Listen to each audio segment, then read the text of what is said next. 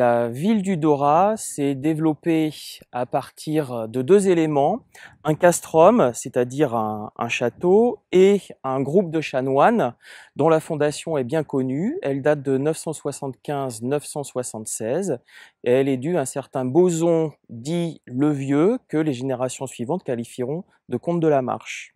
La fondation d'un chapitre de chanoines par Boson le Vieux à la fin du Xe siècle appartient à une sorte de stratégie d'implantation, au même titre que la fondation du castrum au Dorat.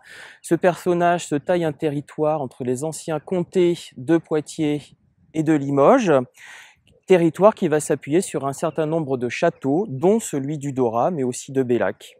Ces origines qui peuvent sembler modestes ont été contrecarrées au XVe siècle par la création d'une nouvelle légende concernant les origines du Dorat qui prétend remonter à une fondation de Clovis. Or, c'est une légende tardive qui apparaît à la fin du XVe siècle dans un acte du chapitre.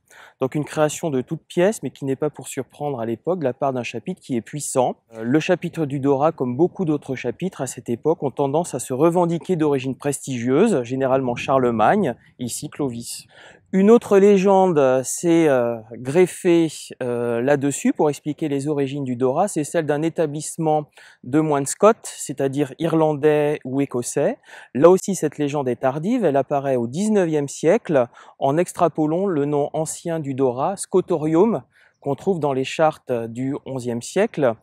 Mais cet établissement, s'il a existé ou non, n'offre aucune continuité avec le chapitre du chanoine qui n'apparaît qu'à la fin du Xe siècle.